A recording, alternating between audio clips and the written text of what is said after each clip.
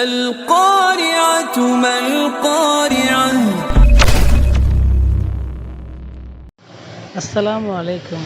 இந்தியாவை சார்ந்த நண்பர்களே, நான் உண்மையாகவே கூறுகின்றேன், இந்த புத்தகம் தேனை போன்று நமது உடலுக்கு மன நிம்மதியையும் அமைதியையும் மகிழ்ச்சியையும் தருகின்றது. எனவே இந்த புத்தகத்தை நாம் அனைவரும் வாங்கி ஒரு முறை கண்டிப்பாக படித்து பார்க்க வேண்டும். நன்றி நண்பர்களே. சமாதான தூது ஹதரத் மிர்சா குலாம் அஹமது அலைஹிஸ்ஸலாம் அவர்கள். நண்பர்களே, நாம் அனைவரும் இந்துக்களாக இருந்தாலும் முஸ்லிம்களாக இருந்தாலும் நம்மிடையே நிலவும் நூற்றுக்கணக்கான வேறுபாடுகளுக்கு மத்தியிலும் இறைவனே இந்த உலகை படைத்தவன், அவனே இதன் அதிபதி என்ற நம்பிக்கையில் ஒன்றுபட்டிருக்கிறோம். நாம் அனைவரும் மானிட இனத்தை சார்ந்தவர்கள் என்பதால் மட்டுமின்றி ஒரே நாட்டில் வாழ்கின்ற காரணத்தால் ஒருவருக்கொருவர் நெருக்கமுடையவர்கள் என்பதாலும் நமது நோக்கம் பொதுவானதாக இருக்கிறது.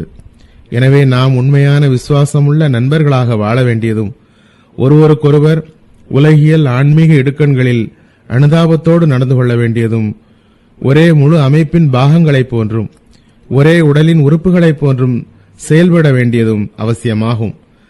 பரந்த அனுதாபம். எனதருமை தேசத்தாரே, பரந்த அனுதாபத்தை உருவாக்காத மார்க்கம் ஒரு மார்க்கமே அல்ல.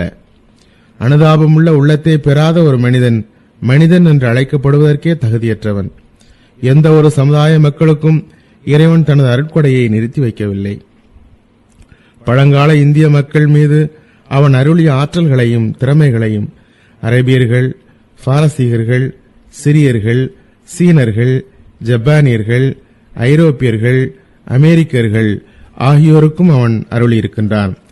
இறைவனின் இந்த பூமி அனைவருக்கும் தரையாக பயன்படுகிறது. அனைவருக்காகவுமே சூரியன், சந்திரன் மற்றும் ஏனைய நட்சத்திரங்களும் ஒளி வழங்குகின்றன. மேலும் அவற்றிற்கு இறைவன் விதித்த பிற பணிகளையும் நிறைவேற்றுகின்றன. காற்று, நீர், நெருப்பு, பூமி மற்றும் இறைவனால் படைக்கப்பட்ட பிற பொருள்களிலிருந்தும் அனைவருமே பயன்பெறுகின்றனர்.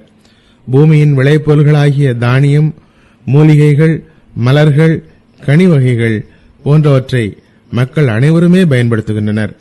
இறைவனின் இந்த நடைமுறைகள் நாமும் மனித இனத்திற்கு நன்மை செய்ய வேண்டும் என்பதையும் குறுகிய மனப்பான்மை கொண்டிருக்க கூடாது என்பதையும் நமக்கு கற்றுத் தருகின்றன. நண்பர்கள்,